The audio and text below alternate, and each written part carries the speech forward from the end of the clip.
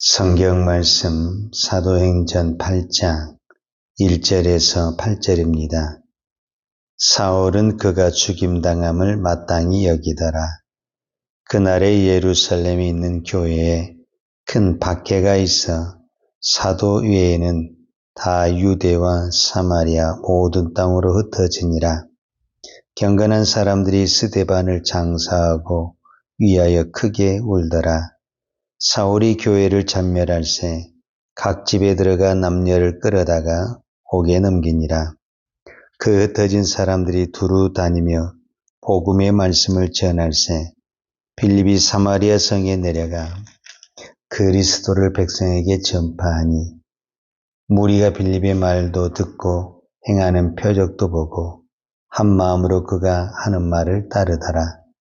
많은 사람에게 붙었던 더러운 귀신들이 크게 소리를 지르며 나가고 또 많은 중풍병자와 못 걷는 사람이 나으니 그 성에 큰 기쁨이 있더라.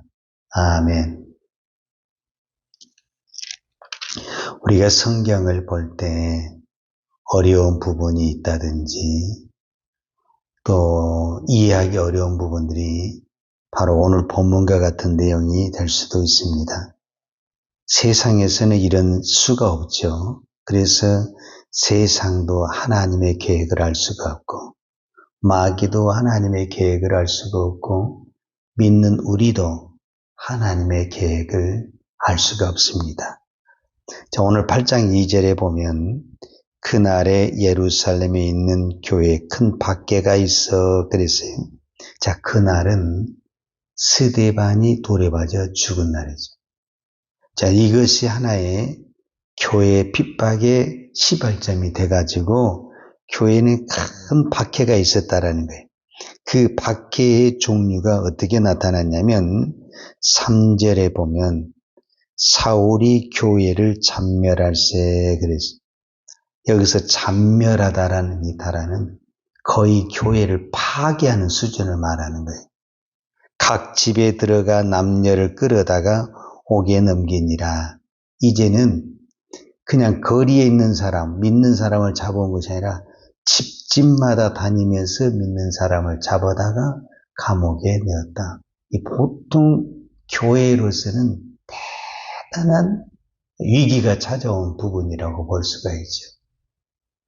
그런데 오늘 성경에 무엇이 나오냐면은 8절에 보게 되면 그 성에 큰 기쁨이 있더라 이렇게 표현이 됐어요.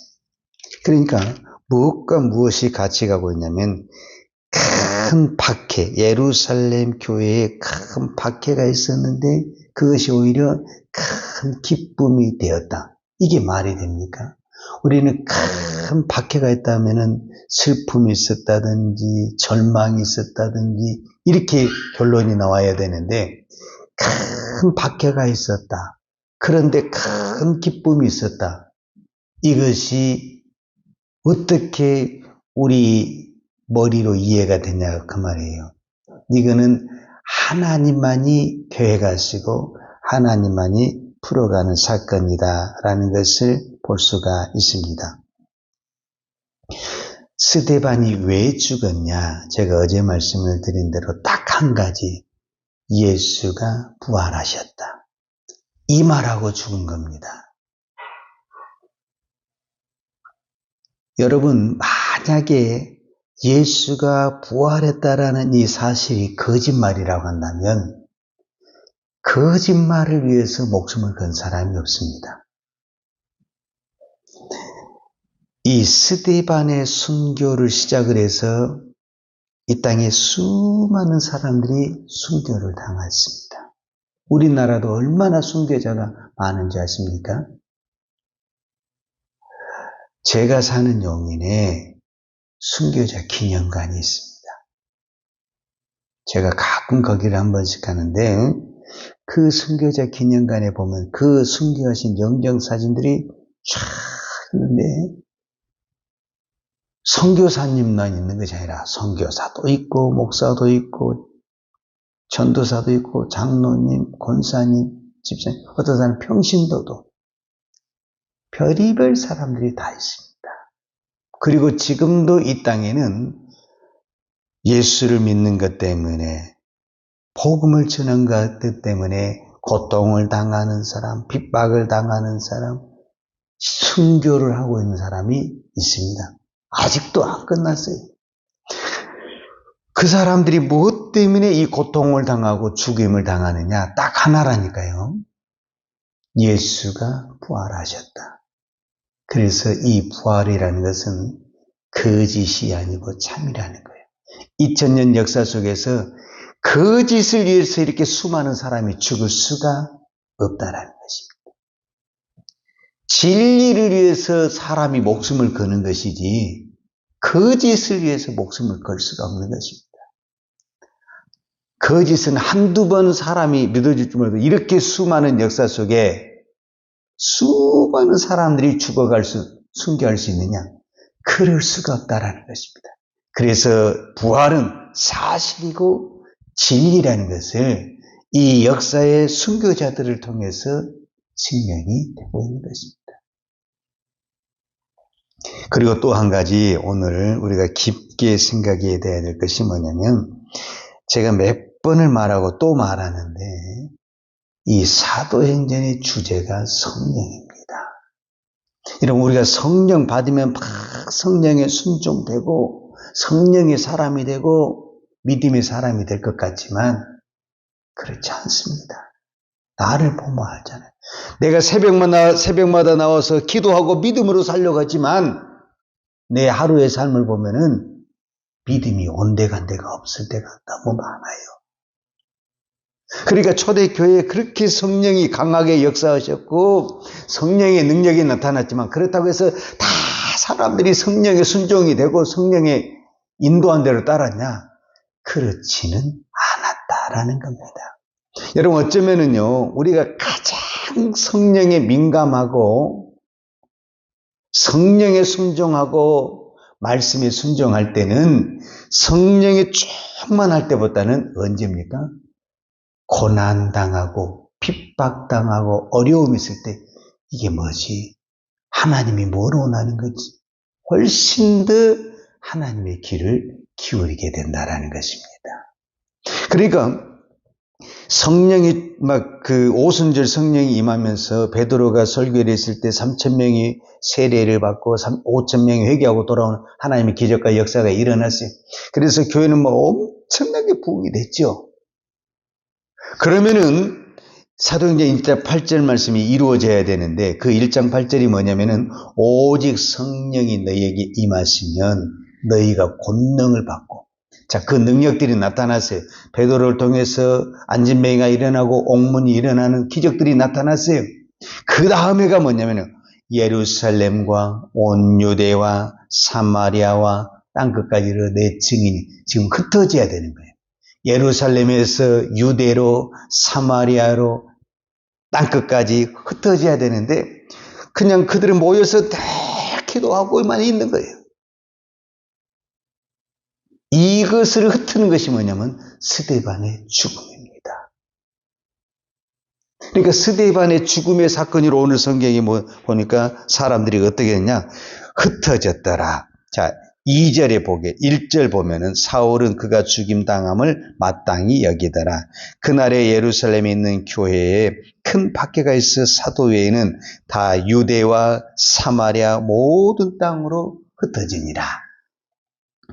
그러니까 왜 흩어졌냐면은 성령 받아서 흩어진 게 아니라니까요. 원래 성령을 받으면 능력을 받아서 흩어져서 복음을 증거해야 되고 증인의 삶을 살아야 되는데, 그냥 여기가 조사오냐고 교회만 모이는 거예요. 교회만. 그러니까 하나님이 교회에 큰 핍박이 오게 되는 거예요. 이 사울이라는 사람을 등장을 시켜가지고 교회마다 집집마다 사람들을 잡아내기 시작하는데, 교회를 갈 수가 있어, 집에 있을 수가 없어. 그러니까 어떻게 하는 거예요? 다 흩어지기 시작하는 거예요. 근데 그 흩어지는 사람들이 어떻게 했냐? 4절에 보니까 그 흩어진 사람들이 두루 다니며 복음의 말씀을 전하세 빌립이 사마리아 성에 내려가 그리스도의 백성에게 전파하니. 그랬어. 그러니까 선교는 베드로가 한 것도 아니고 스데반이 한 것도 아니고 빌립이 한 것도 아니고 바울이 한 것도 아니고 누가 하셨냐? 하나님이 핍박을 통해서 선교를 하셨다. 말이 안 되지만은 이것이 하나님의 놀라운 계획이라는 것입니다. 예루살렘 교회에 이런 강력한 스데반이 죽고 이 사울과 같은 사람이 막 등장해서 집집마다 사람을 내서 감옥에 가던 이런 핍박이 아니면은 보통 우리 그렇잖아요. 웬만한 핍박이면요. 눈 하나 깜딱 안 하지. 좀 며칠 있으면 지나가겠네. 우리가 몸을 봐도 그렇잖아요. 조그마한 감기면 뭐 감기약 하나 먹으면 나 그냥 병원에 안 가잖아요. 근데 큰 병이 그러면 그 다음날 바로 병을 쫓아가잖아요. 교회도 마찬가지라는 거예요. 조그마한 핍박이나 고난이면 며칠 기도하면 되겠네 이렇게 생각을 하잖아요. 그런데 도대체 교회에 모일 수가 없고 집에 붙어 있을 수가 없어요. 왜? 막 집집마다 와서 사람들을 잡아가니까. 그래서 어쩔 수 없이 흩어지기 시작한 거예요. 그리고 오늘 본문에 중요한 단어가 나오는데 스데반은 이미 죽었어요. 그리고 이제 스데반과 같은 오늘 우리로 말하자면 집사 동기가 있는데 그 사람이 빌립이야. 오늘 성경에 나온 빌립. 이제 이 빌립이 사마리아 가는 사건을 오늘 기록을 하고 있는데 유대와 사마리아는 한 나라 안에 있지만 어떤 부분에서는 이렇게 경계선처럼 붙어 있지만은 너무 멀어. 서로 원수지가 아니고 상종을 안 하는 사이가 유대와 사마리아. 그러니까 유대인들은 사마리아를 절대로 가지 않으려고 그러고 사마리아인을 개돼지치고 이거는 역사적인 어떤 사건 때문에 그러는데 그러니까 사마리아에 가서 복음을 증거한다? 이거 말이 안 되는 거예요. 근데 워낙 핍박이 심하다 보니까 살기 위해서 사마리아를 가게 됐다 그 말이에요. 그런데 그곳에서 복음을 증거하다 보니까 사마리아의 놀라운 기적과 복음의 역사가 일어나게 됐다.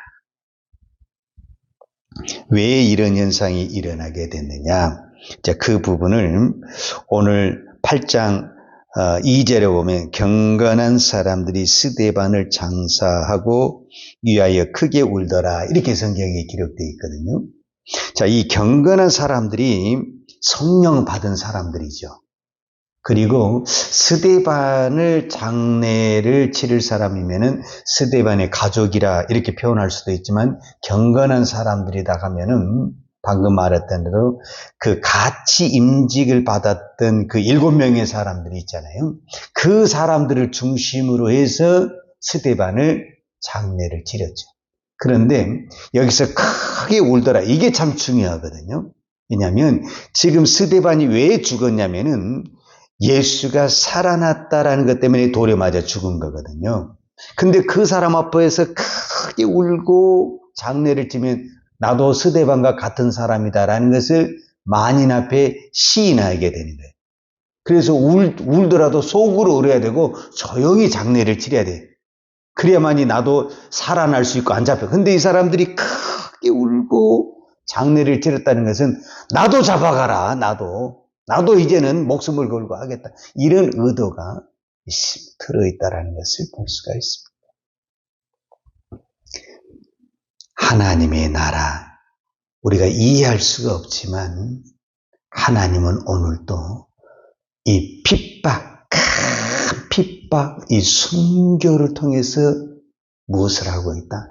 내가 넘지 못할, 나는 도저히 그걸 넘을 수 없을 것 같아. 근데 그거를 뛰어넘을 수 있는 힘이 어디서 나오냐? 성령의 충만에서만 나온 것이 아니라 말할 수 없는 핍박, 고난 속에서 그거를 뛰어넘을 수 있는 힘이 나왔다라는 거예요. 이 예루살렘 교회가 사마리아는 이 벽을 뛰어넘을 수가 없다니까, 이 벽을. 그런데 이 벽을 어떻게 뛰어넘었냐? 스데반이 죽고 수많은 사람들이 막 감옥에 잡혀가니까 이 벽을 나도 모르게 그냥 넘어가게 됐다라는 거죠. 이게 하나님의 선교요, 하나님의 방법이었다라는 것을 볼 수가 있습니다. 우리나라도 마찬가지고 세계 각국의 선교는 우리가 생각했던 것처럼 성령 받은 사람들이 반드시 그 고난이 옵니다. 그 고난을 통해서 하나님의 놀라운 역사가 이루어지게 되는 것을 볼 수가 있습니다. 오늘도 저와 여러분에게 크고 작은 고난이 있습니다. 어쩌면 이 고난을 통해서 나는 도저히 그거 못해. 나는 그거 넘을 수 없어. 근데 고난이 오다 보니까 나도 모르게 훌라당 이렇게 넘어가는 그런 하나님의 은혜와 역사가 나타나게 되는 거죠. 그래서 고난은 하나님의 놀라운 축복이요. 하나님의 섭리라는 거예요. 고난이 아니면 내가 어떻게 영적인 눈이 뜰 수가 있고, 고난이 아니면 내가 어떻게 이 장벽을 넘어갈 수가 있겠어요? 말할 수가 없죠. 그런데 고난이 오다 보니까 그 고난을 이기기 위해서 몸부림을 치다 보니까 어느 순간에 나도 영적인 사람이 되었고 그 태산 같은 것을 넘어가는 그런 사람으로 변화된 것을 발견하게 되는 것입니다. 이 땅에 분명히 고난도 있고 어둠도 있고 아픔도 있어요. 그러니까 우리가 이 새벽에 더 기도하는 사람이 되는 것입니다. 오늘 우리에게도 우리 교회도 또 우리 가정도 직장도 다 평탄한 것만 있는 것은 아닙니다. 분명히 반대 세력도 있고 힘들게 하는 사람도 있을 겁니다. 그것 때문에 우리가 기도하다가 믿음의 사람, 기도의 사람, 영적인 사람이 될 줄로 믿습니다. 기도하십시다. 하나님 아버지 감사합니다. 오늘도 저희들에게 하나님의 놀라운 진리를 깨달을 수 있는 은혜와 복을 주시니 감사합니다. 우리는 늘 새벽마다 기도하고 또 기도하지만 우리는 우둔하고 미련해서 하나님의 섭리를 깨닫지 못합니다. 그러나 이 고난과 핍박과 아픔들을 통해서 하나님의 깊은 뜻을 깨닫게 하시고 바라보게 하시고 우리의 마음을, 우리의 영적인 우리의 길을 열어주신 아버지 하나님 감사합니다. 오늘 또 기도하옵는 것은 하나님 오늘 또 일어나는 모든 환경을 가지고 불평하고 원망하기보다는 이 모든 환경에 하나님의 섭리, 하나님의 계획, 하나님의 놀라운 뜻이 있는 것을 믿고 믿음으로 순종하고 믿음으로 나아갈 때 하나님의 위대한 역사가 일어날 줄로 믿습니다. 오늘 또 우리에게 이 은혜를 허락하여 주옵소서. 예수님의 이름으로 기도하였습니다. 아멘. 요한은 내게 복을 주시고 너를 지키시기를 원하며 요한은 그 얼굴로 내게 비추사 은혜 베푸시기를 원하며 요한은 그 얼굴을 내게로 행하여 드사 평강 주시기를 원하노라. 이제는 하늘의 보좌를 버리고 이 땅에 오신 우리 주 예수 그리스도의 은혜와 독생자를 보내주신 아버지 하나님의 그 크신 사랑과 성령님의 교통하심과 충만하신 은혜가 오늘도 오직 하나님의 뜻을 바라보며 믿음으로 순종하며 살기를 원하는 당신의 종들 머리머리 예와 이 나라의 민족과 한국 교회 위에 온 열방에 이 생명의 복음을 증거하는 선교사님들 위에와 사랑하는 주의 자녀들 머리 위에 이제로부터 영원토록 함께 있을지어다. 아멘.